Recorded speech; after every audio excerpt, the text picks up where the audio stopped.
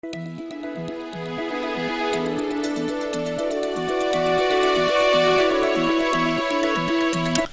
and good evening, folks, and welcome to another edition of Education Matters with Jim O'Connell.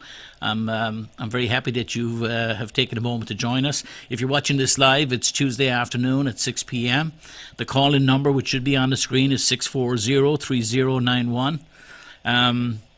Here we are in the middle of the pre-election season. We have less than a month to go, and so things are heating up, I guess you would say. And as we've done for the last few weeks, and will be doing for the next few weeks, I'm very pleased to be joined by another candidate for public office in Manchester. In this case, it's my friend, and Mr. David Scannell, who's in my ward, and is a candidate for school board. Welcome, David. How are you? Thanks, Jim. I'm great, and I first thing I have to do it is my anniversary today. My wife works late on Tuesdays, but this is a shout out and a happy anniversary to her. But I'm spending it with you. Second best thing that I could do.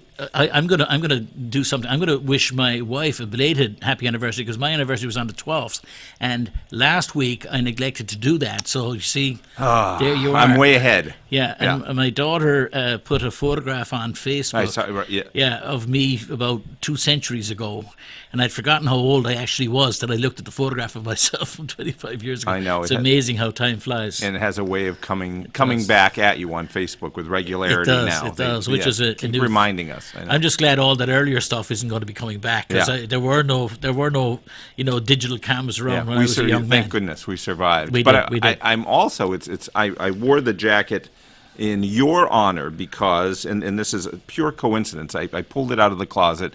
This is something that I had made in Cork for my dad. Oh, really? And our shared heritage. And when I pulled the card from the tailor out of the pocket, it was literally 30 years ago that I placed the order when I lived in Cork. So I thought that was an incredible coincidence. Well, I had a couple of suits made back in the day in Cork too. So wow, amazing. And as we'll get on to education in a second, but as you know, that big Hurricane Ophelia, it's extraordinary for a hurricane to hit Ireland, but it hit it yesterday. And luckily, only 3 people were killed, but lots of damage done around the country. But Cork looks like it survived pretty intact. What I thought was interesting, and I have no memory of it, is that it hit Cork and hit Ireland on the 30th anniversary of something else called the Great Storm. Yes. I would have been there then, and I have no recollection of that. I remember a great storm. And there was a storm. I was there in 1984, but they're talking about the storm of 87. I think I wasn't there then, but I happened to be there in 84, and there was a storm in 84, and it was horrendous. I mean, there were houses blown down everywhere. But it doesn't. Hurricanes don't usually hit Ireland. Like officially, the storm that hit Ireland yesterday had just been downgraded to a tropical storm as it hit the coast.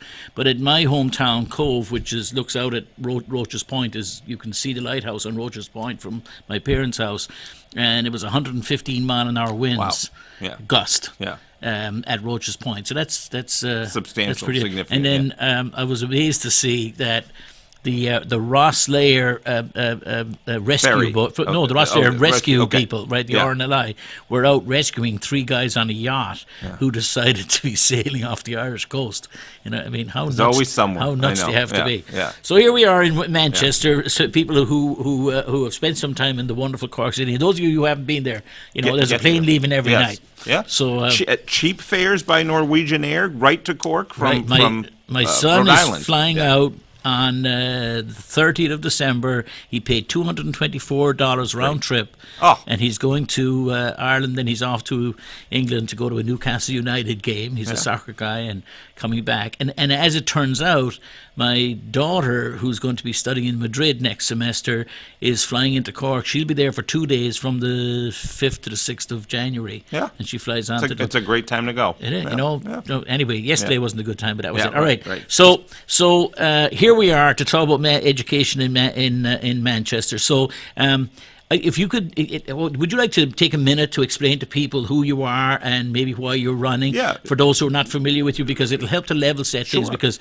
I know quite a bit about you, and Right. I don't want to be presuming that other people do. Okay, sure. Well, my name is David Scannell, and I'm nearly a lifelong resident of Manchester. In fact, my wife and I live in the house that I grew up in on Maple Street, and I attended Smith Road and Hillside and Central, and went on to do a number of different things. I was away from Manchester for about, I'd say, 16 years.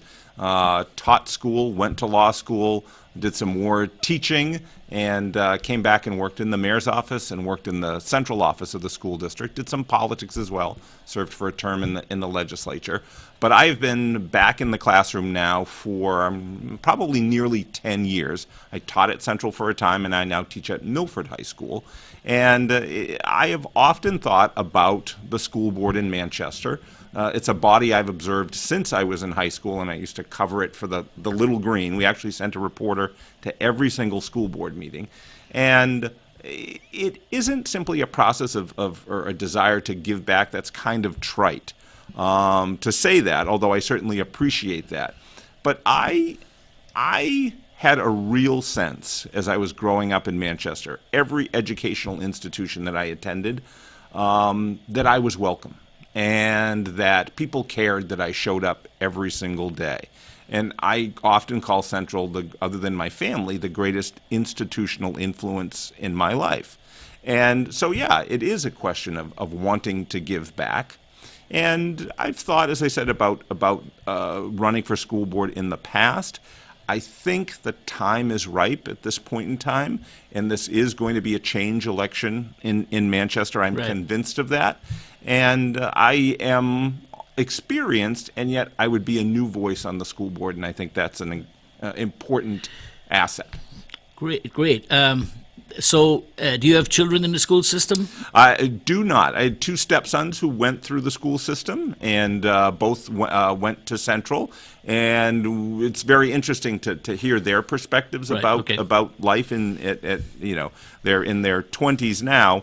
One of them started out middle school went to Darafield and had a good time, got a great education, but wanted what Central and Manchester has to offer, Right. which is true real-world experience. Yep. And he thrived there and loved every minute of it. Maybe not every minute of it, Right. but found what he was looking for and prepared him to go on to an Ivy League college where he also thrived. And now he's a teacher and he has a little family in Illinois and he's doing great. Excellent. Excellent. Yeah. Well, I have, people who know me know I had two children who've gone through Central already, one just last year, and then I have two remaining there. So I'll have my oldest girl is a senior, and I have a son who's a sophomore. And the reason why I do what I do is to sort of hold the line. On that which we have, we need to retain, because we've seen a lot of cutting going on over the years, and there's no question in my mind that despite the great things that are happening there, and they are, and it's important that we're doing more with less. It's just terrible that we have to do more with less. And I'm all for the dynamism of creativity and new thinking and better ways of doing things. There are some on the school board who feel that if you keep on squeezing, you'll force innovation out that way. I think that's a very crude method. Yeah, So I that's don't disagree. Yeah. So what will your priorities be, Dave? Do you think on the school board? What are the first things that you would sort of look to? If you look at the literature that I'm coming around and knocking on doors with, there are things that you might expect to see there. Fiscal responsibility. For one thing, I don't think we should be paying out enormous settlements to kids whose civil rights that we have violated. And if we treat people the way they are supposed to be treated, we can avoid that. That's roughly 5 teacher salaries, and that happened in the recent past in Manchester. But it isn't just sort of those large ticket items. I think we have to look at not waste, fraud, and abuse, because there's very little of that. I worked in the central office. Very little of that in the school district. But there are ways in which you can achieve certain efficiencies that have to do with changing the culture. I talk about this on the doorstep with people. We have a rule in Manchester that says, as a student in a high school, you may not wear a hat. I teach in a high school in which hats are everywhere. and there is not a single problem with a kid wearing a hat. I did a little analysis. I'm not sure it's entirely accurate, but I figured that on any given day, following the hat rule, punishing a kid who doesn't take his hat off, involves an assistant principal's time. It involves a monitor in the detention hall. Phone calls, what all the things that take up precious time and resources. Something like $60 for every time a kid has to have detention or see the assistant principal because he or she is wearing a hat. There's no reason for this rule. But I don't want to get too far into the weeds with that, but there are so many approaches, if we looked at things differently, where you could do the right thing, send a kid into a classroom in a good mood as opposed to, I get detention for wearing a hat, and save money. That's one small example. Right. Where do you come down on a couple of things? They're tied together. So generally speaking, we've had a problem in Manchester since Bedford left, and then compounded by the departure of the other contributing towns.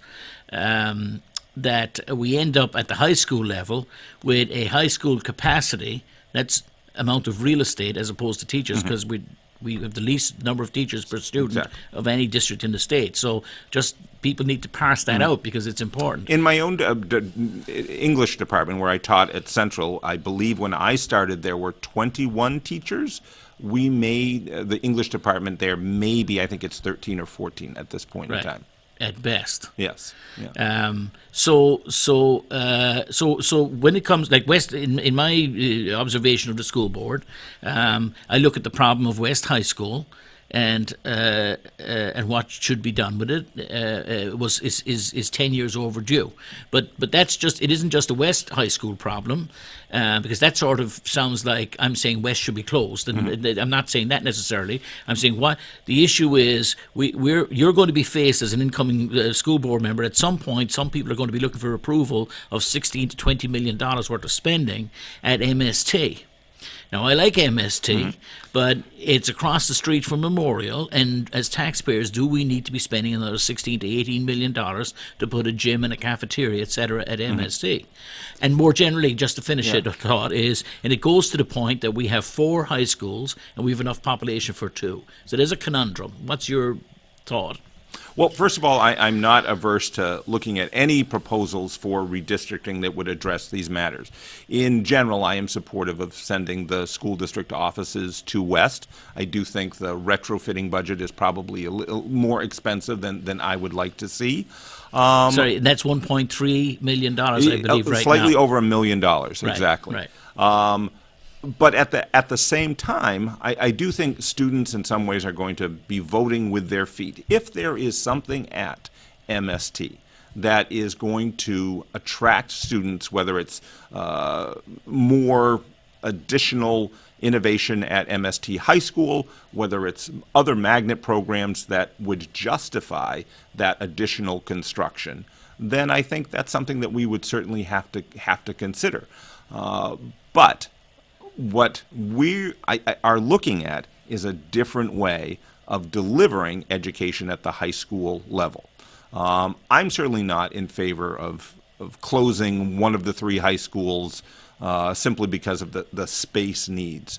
There may be ways that we can attract people from other communities. I look at what hasn't been done in recent years with student media. I have so many kids in the classes I teach who can't articulate it exactly. They know they want to do something in media. And it is amazing to me that the students of Manchester do not have a true state-of-the-art studio in which they could produce a daily newscast, in which they could produce documentaries that people would see in other spaces other than in their schools. And it's shocking to me that we don't have that. I'm pretty savvy in terms of finding out what's out there and what's available, but I have not seen, it could happen on this channel, any truly student-produced media exposed to the general public in years. Right. And I've had the criticism, Dave, that and I can say this because my son was an editor of the Little Green, my daughter's the Little Green. You know, every issue of the Little Green, there's like the one that came out last week. There's an article there by my son. There's an article there by my daughter. So I can criticize it, I think, from the because they're involved in it. And I've said this to Mr. Vaccarese, the principal there. The great things that happen in Manchester schools. The Little Green newspaper was named the number 2 scholastic newspaper in New England last year, the second time in like 8 years or something like that. I mean, just wonderful. You know, when you think of who they're competing with, every private institution, every private college, everything, all over New England, and the Little Green of Manchester wins second place. But my criticism is that, and I admit that the newspaper looks no different now than it did in 1950, because the content-wise. You know, you would never know that it's a diverse, it doesn't reflect Manchester as Manchester looks today. So that's my criticism of it. And then we're a million miles away from what you're talking about, which would be full media.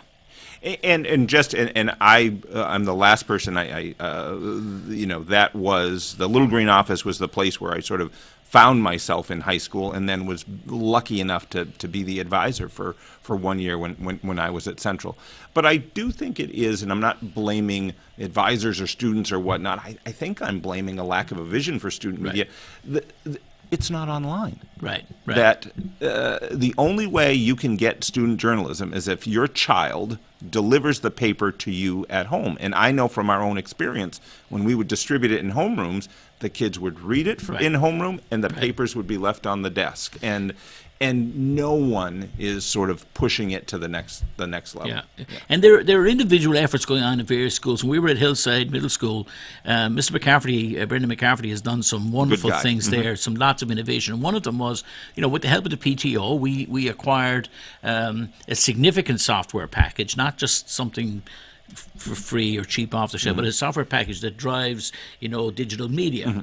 And then we had somebody trained, and then the trainer trained some kids to develop the content. So, for instance, when you walk into the school, and the PTO paid for the big 60-inch, 65-inch TV, when you walk in, it has all that content. Yeah, we were there this weekend. We were visiting Brendan, and we saw it. Yeah. So, and then there's another one. Yeah. There's another. The same thing is distributed in the cafeteria. So when the kids are in the cafeteria, they see the same content, and that's student driven at the middle school level. But then you go to the high schools, and the high schools there's tentative steps here and there.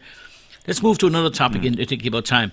When you think about the use of resources, and I'm not in, MST, I've been there, it's an impressive place. Secondly, I do agree that the college track isn't for everybody. And so having people sort of ready for work, etc., I support that. However, I'm nervous about it.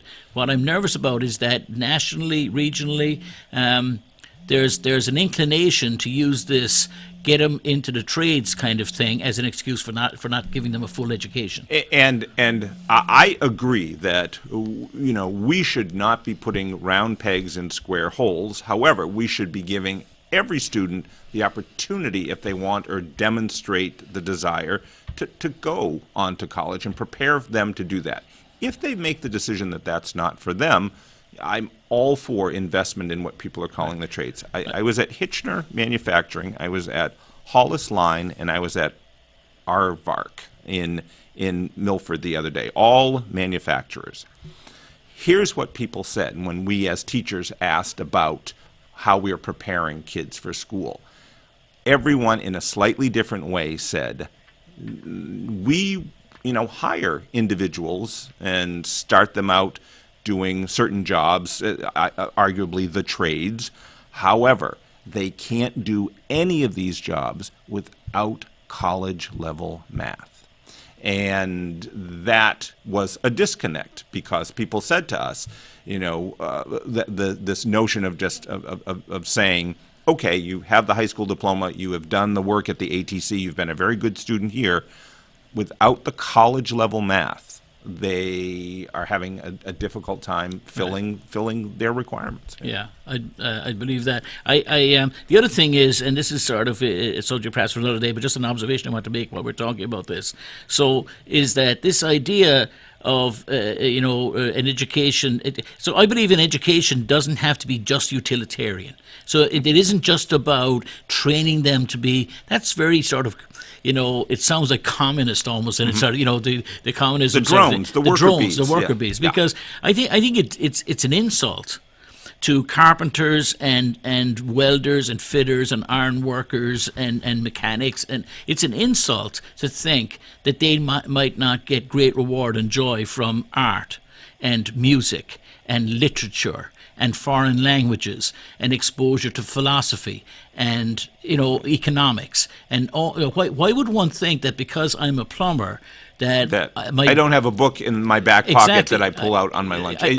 Yes, and secondly, right. when we look at the trades today, I think everybody agrees with this. In the trades today, and you alluded to it, in the trades today, the idea of showing up nowadays for a trade job, with a pliers, a spanner, and in your back pocket, and chewing gum with a pencil over your ear, there aren't any jobs for those people anymore. Exactly. These jobs are technical. Trade jobs are quite technical in nature now. So here's another. When we think about the use of resources in Manchester and the lack of imagination, I agree with you about the lack of, whichever way you put it, the lack of a plan, the lack of a vision. I do this show every week, right? And I never have to reach back into ancient history. By that I mean 3 weeks ago to find topics. There's always something there, because just in the last week and a half, the Carpenters Union announced the purchase of a building on Candia Road for I think $1.6 million. It was a substantial number of square feet. It's contiguous or near to an existing building of theirs there, but they're opening it as a trade school to train people not just in carpentry but in the construction trades more generally. And they're saying in the same article, according to the union leader, that the pay for these trades in New Hampshire is $75,000 per year. More than a school teacher. More than the best of school teachers, the highest earning school teacher teachers, reaches. That's the top of the bracket for school teachers. And secondly, the average age of a tradesman in New Hampshire is 51, and so there's an aging out process happening. But to the lack of vision piece, it would seem to me that if the Carpenters Union was about to create a trade school to train people in construction and carpentry and other building trades, was this not an opportunity? Why would the district not have known this with some foresight, and perhaps that was a perfect plan for one of our, have it added to one of our buildings and do a cooperation there. I mean, public-private partnership doesn't have to be Aaron Marks showing up with a check for $2,000 to sort of pay for the brooms to help sweep the school. Right. I mean, a true partnership would be people sitting down together and saying, how can we help design the curriculum at this school so that there's a Tinkers to Everest chance? You go from here to there to there. I think one of the most difficult aspects of any job, any superintendent's job, is this notion of being the public face and doing the public relations and making the type of connections that people have to make in order to hear of these opportunities or be in at the ground level. I think it is very difficult, and I truly bemoan this, in any school district where the shelf life of a superintendent is 2.5 years, to have those deep community roots to take advantage of these opportunities. And that's not just in Manchester. That's everywhere. And I also think, though, that yes, I agree, and we hear a lot of the right words being said. So Dr. Vargas has done a wonderful thing in reaching out to the community, and he's been doing that. I think his relationship with the board is healthier because he's been more direct and less obsequious, less sort of yes sir, I will sir. I think that's important, not because we want contention, but because let's have directness. I agree. I think Dr. Vargas is doing a good job. What I do say on the campaign trail is that as a Manchester resident, I was insulted by the process that brought Dr. Vargas here. We were left with a true Hobson's choice, one candidate. At various points before people, including myself, complained, there were no meetings for students, teachers, parents at the school level. And indeed, people from Bedford were going to have a better opportunity at the Chamber of Commerce meeting to sit down and vet our candidate. I think that is something that if I were on the school board, I would ensure that there were greater parental student Well, and teacher we're- input on these big jobs. Yeah, we're going to be making choices for our mayor to go off education topic, but since he's the chairman of the Board of School Committee, we are going to be making a choice for mayor in this city without a public debate because the mayor doesn't want one. And when you talk about, the people of Bedford, I got to tell you something. Next Wednesday morning, if you're somebody in Manchester who can afford $45, How much does it cost? $45 for breakfast, if you can afford $45 for breakfast, you can hang out with the $45 breakfast people next Wednesday morning, and you can listen to the mayor and Joyce Craig have their debate there. I think it's fundamentally flawed for a mayor who's been in the city and for now a mayor for four 2-year periods.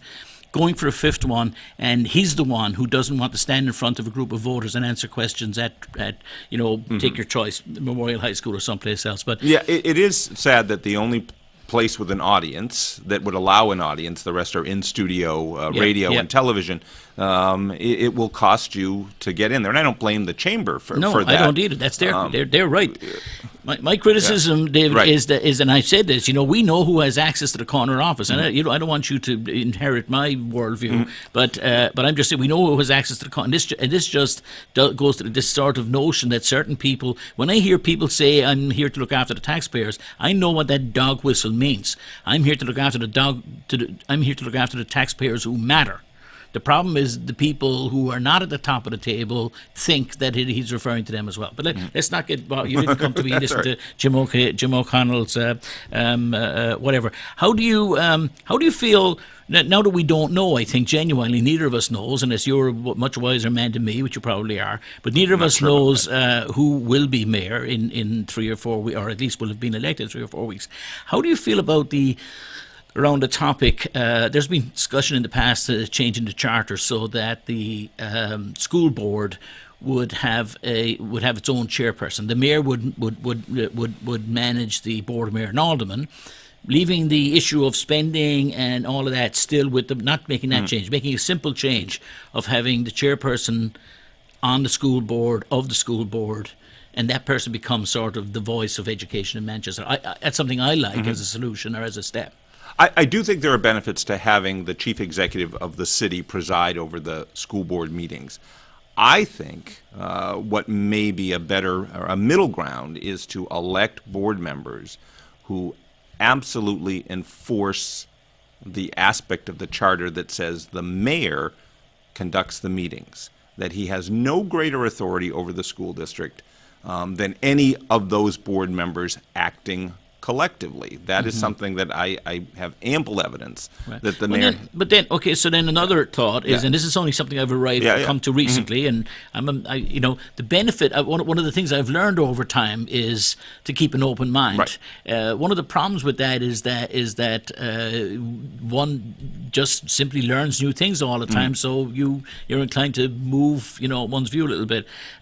So when it comes to I look at the way in which both boards are chaired. People say that the issue is having the cameras there and people playing to cameras. And in this case, I mean public representatives, not the public. I actually think that a much better job could be done of chairing the meetings. That sort of when everybody should be allowed to speak and let them speak. But this idea of coming back for a fifth and third and fourth and subsequent question, and it's particularly, I don't know if it has to be done offline or not, but when a board member is offering opinions that are ill-informed and not thought out and not based on fact, I think there's a time to be said, you're wasting the public's time and our time.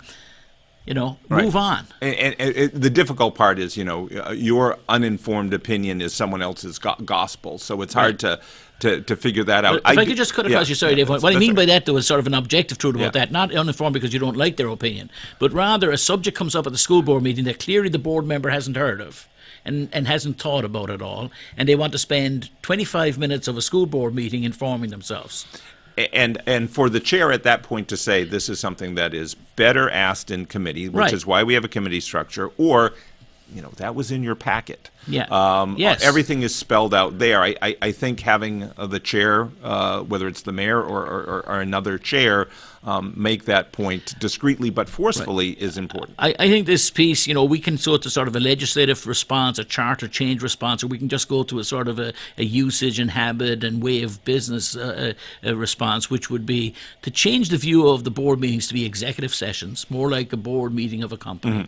And so they're executive sessions, and by that means that they're not really deliberative sessions unless you're deliberating about the actual yes or no decision placed before you. Right. They're not for coming up with the decision, the set of decisions, but rather resolving them.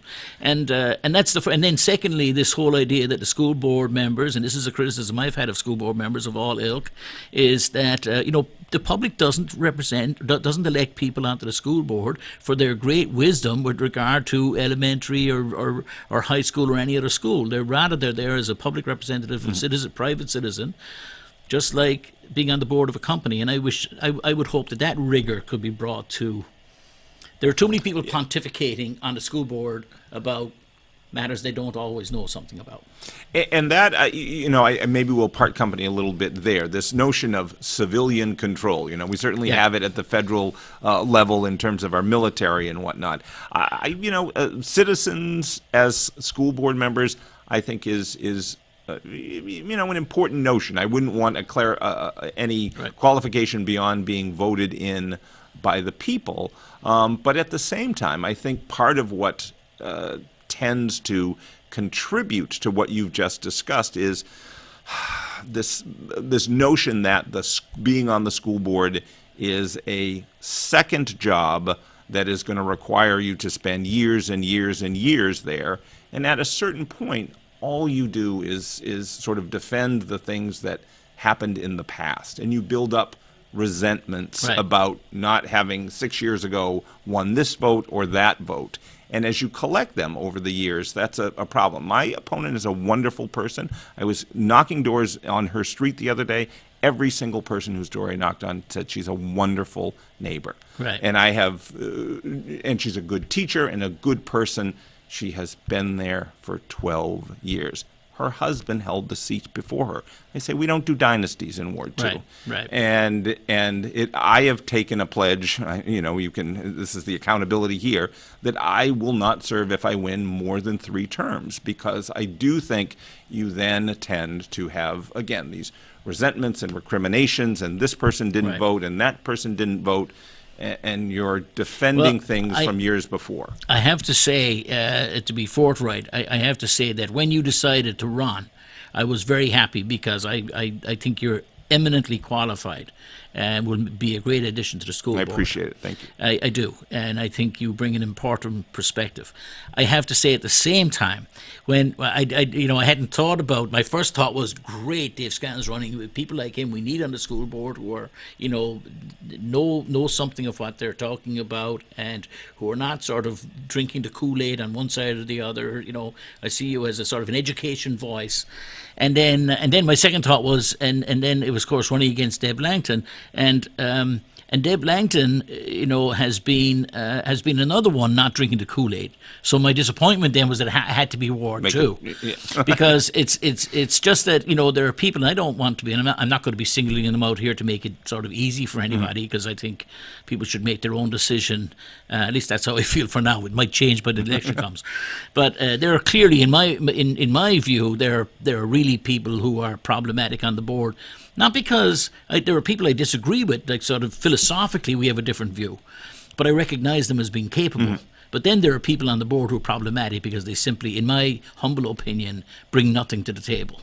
And so I'm looking forward to this election. It'll be very interesting. It's going to be Ward 2 will be very interesting, I think. Yeah, Battleground, we have an active aldermanic race, yes. and it's the mayor's home ward, but Joyce has bested him in recent years, and so it's a battleground. It'll be Ward 2 will be interesting, and just to put it like that, and I've said what I've said, that I think you'll be a wonderful addition to the school board.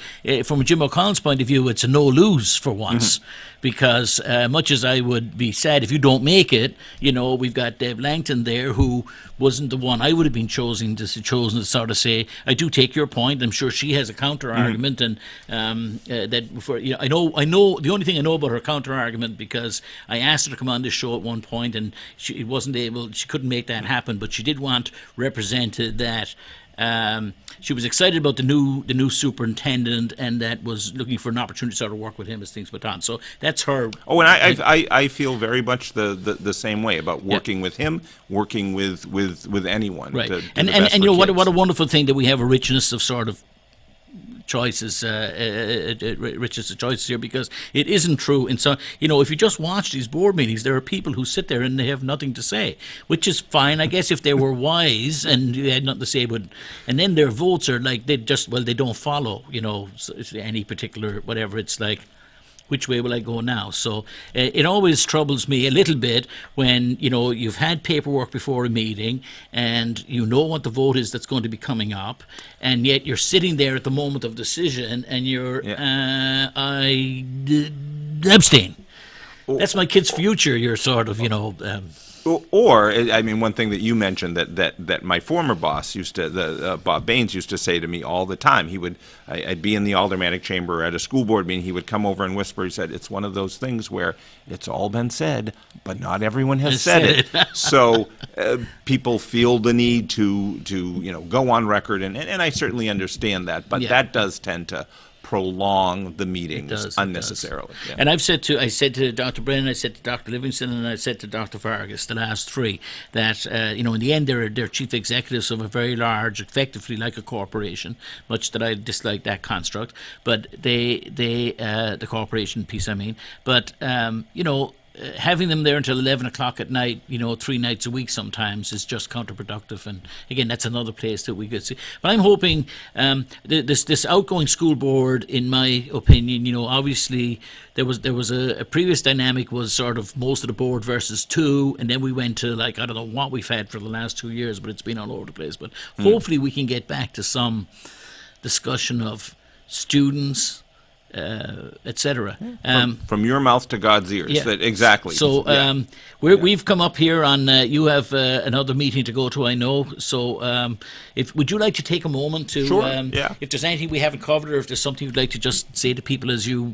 Yeah, I'd be happy. And Jim, thanks so much for the opportunity. As I said, my name is David Scannell. I'm running for school board in Ward 2.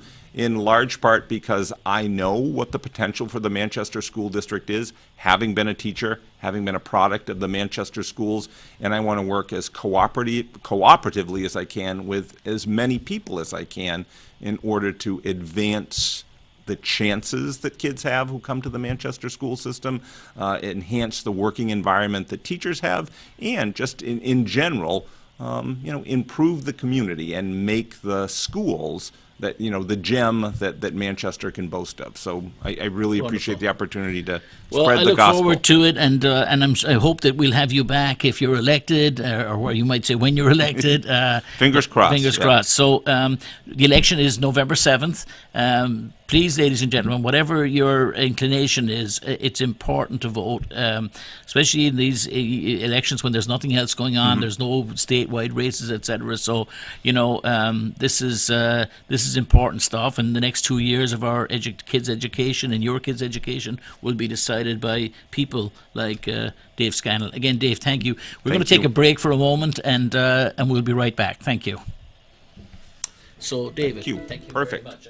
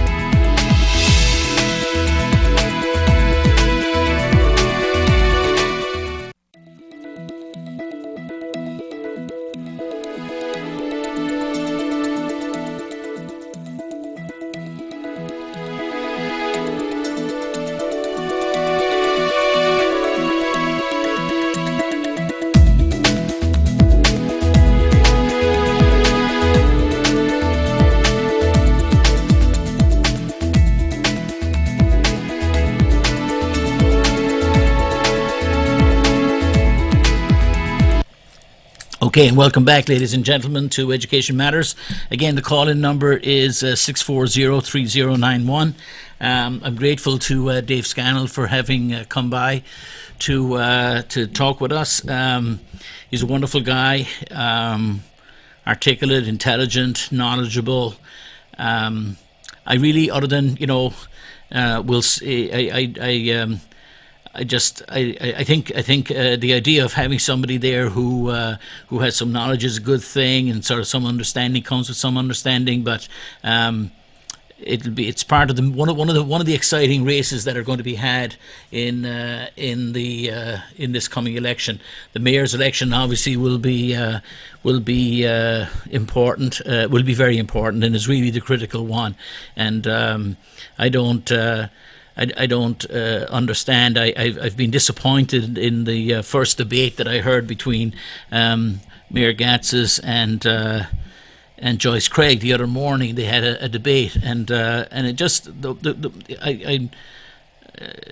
I'm finding it difficult not to I think we've taken a step backwards, because as I've said in this show a number of times now, I thought that we actually had seen some movement in Manchester from the top strategic sort of point of view. I thought that we had Mayor Gatsas at a point where he was saying our schools are in need of improvement.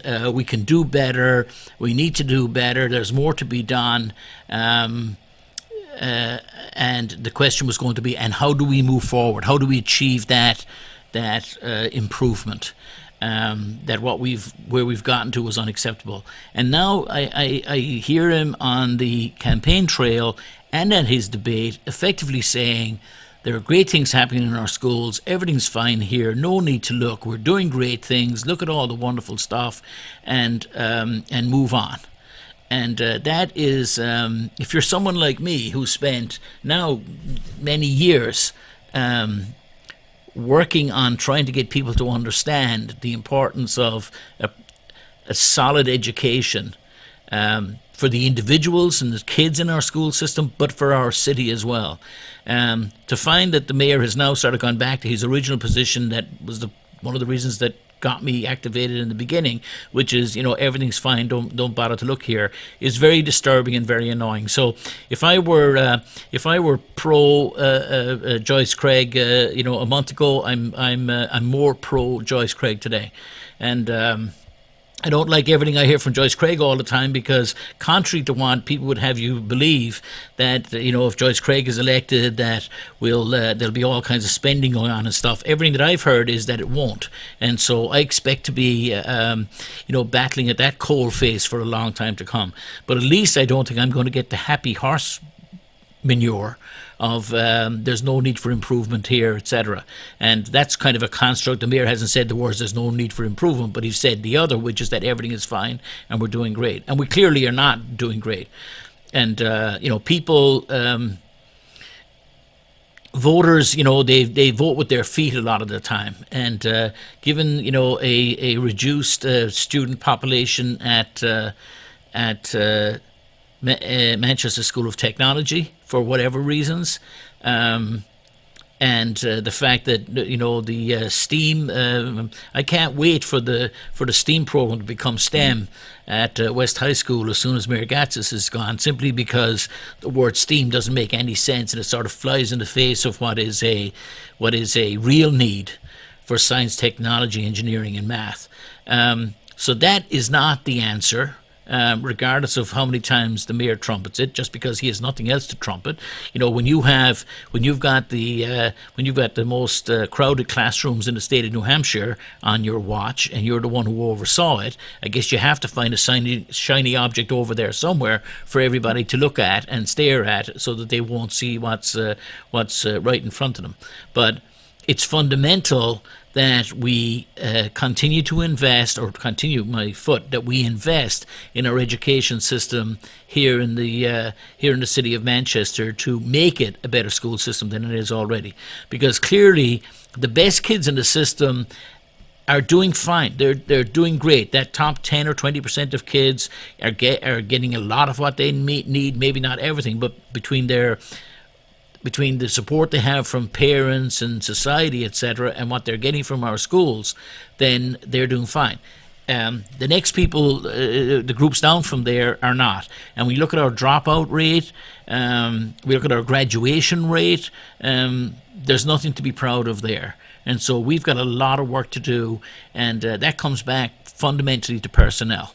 When I listen to people talking about, I was talking to somebody the other day, and they were talking about school choice, and that people, their notion was that let's make all the grade schools in all the elementary schools in Manchester, let's make them compete with each other, and then people would go to the best one, and whichever was the best one, that would be the one that would come out on top. And what a load of happy horse manure, ladies and gentlemen. I mean, it sounds great, and the rhetoric sounds great, and I think you might even be able to sit at breakfast and munch some toast and pretend you're making sense. But that's not how the world works, right? That's not, what we should have in this city is that every school, for every kid, in every elementary school is a school that we should be proud of, and that kids are getting, I don't mean the same, but getting equal opportunity in each one of our schools. And today that's not the case. And the fundamental way we're going to do that, ladies and gentlemen, is through, it goes back to this issue of the number of teachers in classrooms, and more, just as importantly, the quality of those teachers in classrooms. But it all comes back to that. We were, for a while, beguiled by the issue of technology and etc. And I think it's important that we make maximum proper use of technology. But we learned very quickly, as I was involved in fundraising for technology in our schools, it became very apparent very quickly that there was a threshold reached very, very soon, which was unless you have professional development for the teachers, then they're simply not going to use the technology. If you think of somebody who's a wonderful English teacher who's been teaching for 30 years, and they know the body of literature down pat, they've seen every kind of kid that could ever come by. Do they need a smart board? Do they need all the supports? Do they need a student response system, etc.? I think if you could wave a magic wand and add that set of talent to them, their ability to use it and make the best use of it, then great. But is that the thing that's going to make that class better? What's going to make that class better is allowing Miss Jones or Mr. Jones in the class with the 32 kids in it to actually have 20 kids in it.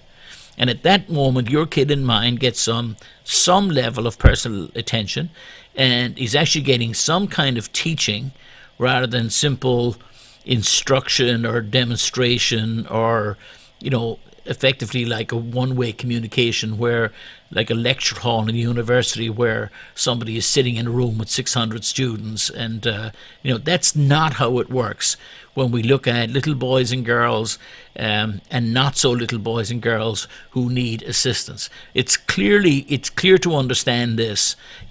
I've used the analogy numerous times about people having kids over for a party in their house. And those of you who've heard it before, I don't want to belabor it here, but the whole idea, if you want to imagine what it's like to have 30 kids in your house with you, well, think about the last time you had a party for your 6, 7, 8, 9, or 10-year-old, and what it was like to have her and her 8 friends, or him and his 8 friends, or 7 friends, or 10 friends, or God forbid, 15 friends, who all showed up. And the place was a circus for the 2 or 3 hours they were there. And once they had left, you went over to the couch, put them to bed, went over to the couch, grabbed a bottle of wine, and said, here we go, I'm going to relax now. But having 30 kids in the class all day every day, you don't get that. It isn't just 3 or 4 hours, it's all day every day, and it just isn't functional. Secondly, if you've ever had, when I had kids over my house and they were doing something like we've had kids over, and maybe when they were younger, we'd have them making cookies together. And there was 3 or 4 friends, and we'd make cookie dough and cut it out. And, you explain to each kid, no, you don't roll it that way, you roll it this way. And no, look, let me show you, this is how you do that. And you can do that with 8 and 10 kids.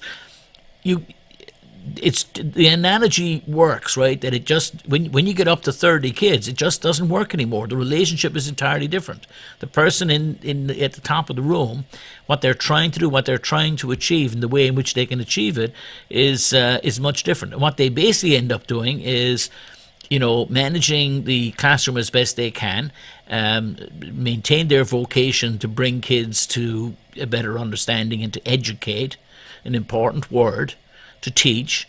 They try to maintain that. What they end up doing is they end up working with whatever number of kids, the kids who really need their help, and or the kids who occupy a lot of time with their, because they're sort of they're the ones who are already engaged. I don't know if little Johnny down the back who doesn't care enough or hasn't learned to care yet or lost interest last week because he didn't understand it. He had his hand up for 10 minutes and he didn't get an answer. That's the nature of what happens when you have the least number of teachers per student of any school district in the state. That, ladies and gentlemen, is a real issue that the City of Manchester needs to resolve. And I take umbrage, actually, at those who say then that everything is fine, because it's not fine. It's certainly not fine for special education children. It's not fine when you don't have a gifted and talented program. We listened to our guest speak about, and he was talking about a media centre of some kind. The fact that the Manchester School District isn't, students there don't have access to a studio with modern, the editing equipment, etc., is a shame. And we could actually make this work. The resources are right in town. When you think about it, you have here at Manchester Community Television, we have this studio and the talented people we have here. My wonderful producer Kirsten, who I'm sure has a lot of knowledge that she could share with young people. We have WMUR across the street, which is right in Granite Square practically, with all kinds of abilities there. I'm sure linkages could be made there. And then we have our universities, Manchester, or University of New Hampshire, Manchester is right across the street from the whatever. We have the Union Leaders still in town, whatever they can do. But clearly, with some imagination, we can make things happen. But instead of that, the problem, ladies and gentlemen, has to do with the leadership in the city and their thinking about the partnerships that they want to make. It's all Band-Aid like thinking, where they're trying to replace a need with some private partnership. So it's never the private partnership for the sake of the private partnership itself and how we might enhance and add. It's always about how we can cover a gap that we have by doing this, and that leads us in entirely the wrong direction. There are so many places that the education in Manchester, there are so many better linkages that could be made. I like the fact that Dr. Vargas is talking, especially at West High School, he's talked about the amount of talent that's available at CMC, Catholic Medical Center. And there is, right? It's that's a big institution with lots of doing its own learning or doing its own teaching and having lots of qualified staff there. And there's no reason why programs couldn't be created. I think it's low-hanging fruit to create programs from there. And there are so many others, so many other places in which we could do that. But instead of that, we spend our time talking about this, a very small number of people who are deeply concerned about a number of pet topics for those who involve themselves in education because they want to sort of tear down the edifice, and so we seemingly can't move forward because we're constantly stuck on these, sort of nasty spots that we end up in. And I'm hopeful that when we get to November 7th, that not that I want a cleaning of house. I mean, there are a lot of good people on the Board of School Committee, but there are some that we could I think do with replacing. I'm hoping that a new school board comes into office and that they are ready to make the hard decisions, and that we get to move this district forward. when Mr. Scannell talks about the fact, and he's a teacher in Milford, that though he lives in Manchester, as a teacher in Milford, he talks to businesses and they are saying that college level math is fundamental for manufacturing industry. And as I talked about here last week or the week before, here starting, and it may happen in elementary school too, but starting for sure in middle schools, we're already chopping kids out of, to explain, only if we have one class of algebra in 8th grade in our middle schools, then that means we should only have 24. It's 24 should be the target for a math or science class, and then 30 for other classes. But we're using the 30 number. Once we get to 30, that's it. So if in any given year at Parker-Varney, at Parkside or Southside, McLaughlin or Hillside, if there happen to be 35 kids who should be doing math, guess what? 5 of them don't make it. That's nearly 20%. And that's 20% we can't lose, because as you go up through the grades, there's attrition, and some of those kids end up not following through to pre-calculus, geometry, pre-calculus, calculus, and graduating out ready to take on science, math, technology, and engineering, or the other way around: science, technology, engineering, math, STEM careers in college. So we're self-limiting the potential of Manchester students at the very outset by not giving them the support that they need in those middle school grades, so that we're maximizing the number of people. We should be, metaphorically speaking, standing at the door of the math class on the first day of 6th grade, the first day of 7th grade, the first day of 8th grade, welcoming in more kids, saying, I've got a seat here, there's another seat in here. Why do you want to do level 3 math when you could do level 4?